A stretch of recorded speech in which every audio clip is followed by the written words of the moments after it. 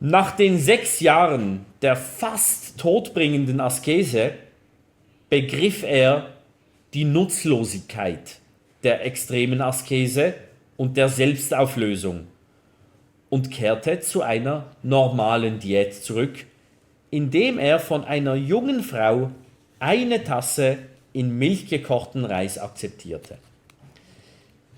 Die Annahme der Reisschale kostete ihn den Verlust seiner 5 Jünger, die sein Handeln als ein Zeichen der Schwäche interpretierten und somit die Bewunderung und den Folgewillen gegenüber Gautama verloren und ihn verließen.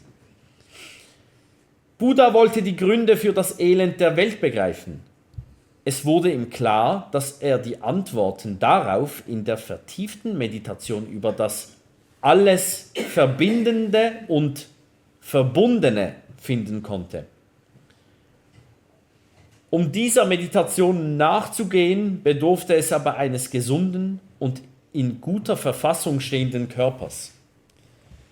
Mit 35 Jahren und nach 7 Wochen einer vertieften inneren Sammlung saß er in einer Vollmondnacht unter einem Feigenbaum, auch Bodhibaum, sprich Baum der Erleuchtung, in der buddhistischen Tradition genannt, und erfuhr die perfekte Erleuchtung. Der Bodhibaum war ein alter heiliger Feigenbaum, lateinisch Ficus religiosa, der sich in der Gegend des heutigen Mahabodhi-Tempels in Bodh Gaya, das liegt ca. 100 Kilometer von Patna im indischen Bundesstaat Bihar. Die heilige Feige, von der der Bodhibaum ein Exemplar ist den Hindus, Jains und Buddhisten heilig.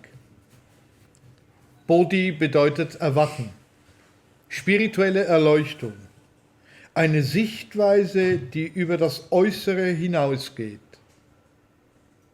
Erleuchtet zu sein bedeutet, in der Lage zu sein, die Wahrheit im täglichen Leben klar und intelligent zu sehen und alle Formen von Illusion und Unwissenheit zu beseitigen, die dazu neigen würden, das Verständnis zu verdunkeln. In einer einzigen Nacht der tiefen Meditation erreichte er das Nirvana, was in der buddhistischen Tradition entweder Tod oder Befreiung von der Begierde und somit von der Leidenschaft bedeutet. Im Buddhismus stellt das Erreichen des Nirvana den Sinn des Lebens dar.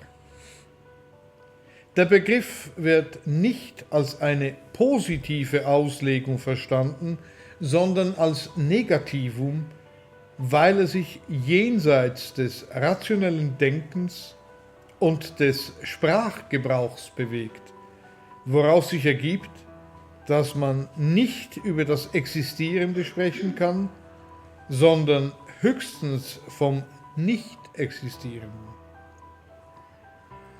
Wer das Nirvana erreicht hat, erinnert sich nicht mehr an das Samsara, weil er ein unermessliches, unvorstellbares und unbeirrbares Bewusstsein erlangt hat. Die erste Woche nach der Erleuchtung verblieb er in der Meditation unter dem Feigenbaum. Die darauf folgenden Wochen verbrachte er je unter einem anderen Baum. Unter dem ersten Baum wurde er von einem Brahmanen gefragt, welches wohl die Natur des Brahmanen sein möge. Buddha antwortete darauf, dass sich nur jener Brahmane nennen dürfe, welcher das Böse ausgerottet habe und in Einklang mit dem eigenen Dharma spreche. Damit unterstrich der Buddha, dass das Brahmanensein nicht mit der eigenen Geburt entschieden werden könne, sondern nur aufgrund des eigenen Handelns. Diese Aussage bedeutet natürlich, dass der Buddha mit ihr eine unumkehrbare Aussage an das Kastenwesen postulierte. Unter dem zweiten Baum erlebte er ein Gewitter, welches 7 Tage dauerte. Ein Schlangengeist, halb Mensch, halb Schlange, Naga genannt, schützte ihn vor der Kälte. Unter dem dritten Baum erlebte der Buddha das Gefühl des Überglücklichseins, weil er sich vom Joch der Wiedergeburt befreit hatte. 2 Kaufleute boten ihm Süßigkeiten und Honig an und fanden bei Buddha und seinem Dharma Schutz. So wurden sie zu den ersten Upasaka oder weltlichen Anhängern. In der darauffolgenden Woche kehrte der Buddha unter dem ersten Baum zurück und meditierte darüber, ob er wohl seine Doktrin verbreiten oder, da sie so schwierig vom Verstand greifbar und nur von den Weisen zu verstehen sei, einzig für sich selbst behalten sollte. Da kniete Brahma höchstpersönlich vor ihm nieder und flehte ihn an, seine Doktrin zu verbreiten, damit die Tore zur Unsterblichkeit geöffnet würden und der Welt das Dharma zugänglich gemacht werden könne. Brahma ist der Herr der Welten und somit ein Gesicht Gottes und der Erste unter den Trimurti.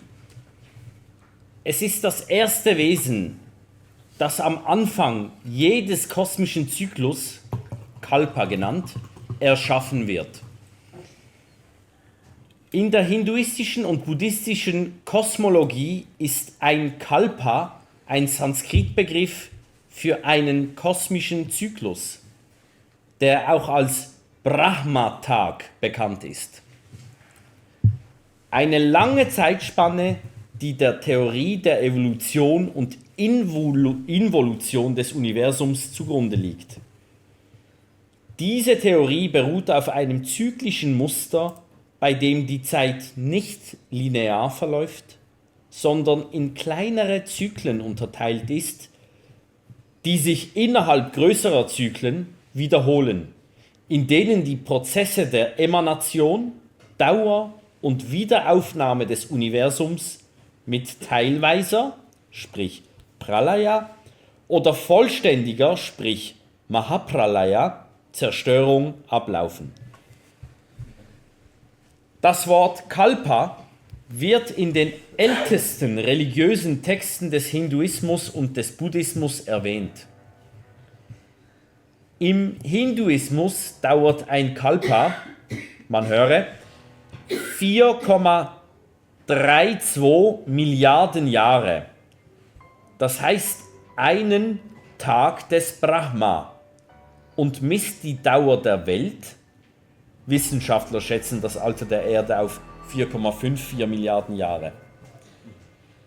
Der Kalpa ist wiederum in weitere Epochen unterteilt, die aufeinander folgen und sich zyklisch wiederholen. 2 Kalpas bilden einen Brahma-Tag und eine Brahma-Nacht. Ein Brahma-Monat würde 30 solcher Tage und Nächte umfassen, also 259,2 Milliarden Jahre. Nach den Grundtexten des Hinduismus bilden 12 Brahma-Monate aus 360 Brahma-Tagen und Nächten ein Brahma-Jahr oder göttliches Jahr und 100 Brahma-Jahre einen Lebenszyklus des Universums oder Brahma-Lebens, genannt Mahakalpa, sprich großer Kalpa. Heute wären 50 Brahma-Jahre vergangen und wir befinden uns im sogenannten Shvetavarha-Kalpa des 51. Jahres. Am Ende eines jeden Brahma-Tages steht eine Brahma-Nacht von gleicher Dauer wie der Tag, in der eine teilweise Zerstörung der Welt, Pralaya genannt, durch Feuer, Wasser oder Wind stattfindet. Nach jedem Mahakalpa, das sind 100 Brahma-Jahre, stirbt Brahma und es findet eine totale Zerstörung des Universums, sprich Mahapralaya, statt, die so lange dauert, wie Brahmas Leben gedauert hat, nämlich 100 Brahma-Jahre.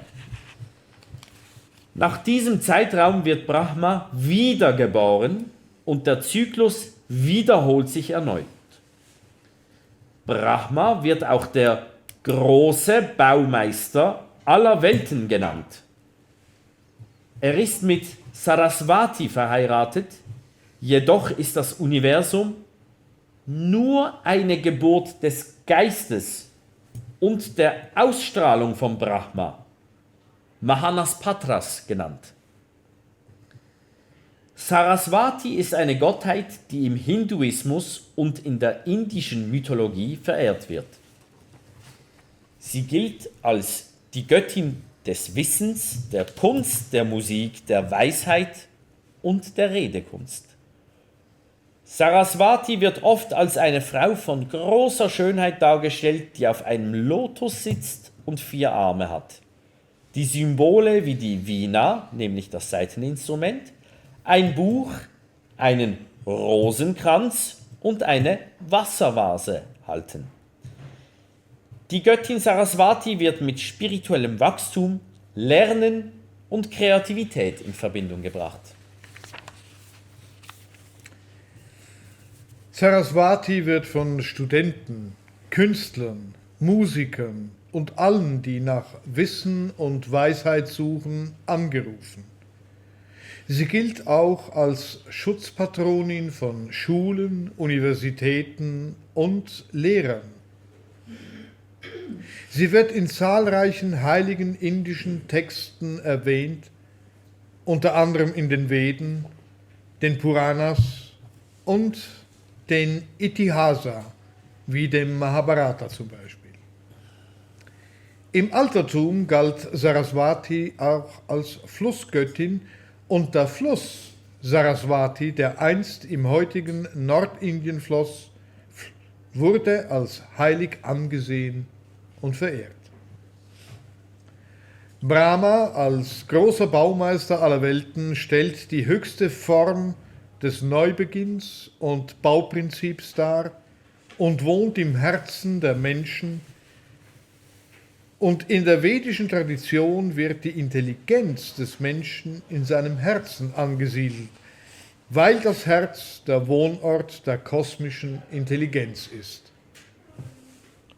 Buddha entscheidet aufgrund der Bitte des Brahmas, seine Doktrin unter allen Menschen, unabhängig von der Herkunft und ihrer Kastenangehörigkeit, zu verbreiten.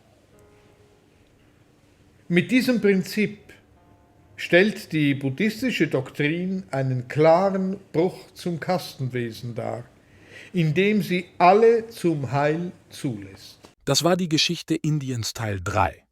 Präsentiert von der Bar Rouge und der Akademie der Vernunft. Bis zum nächsten Mal auf diesem Kanal.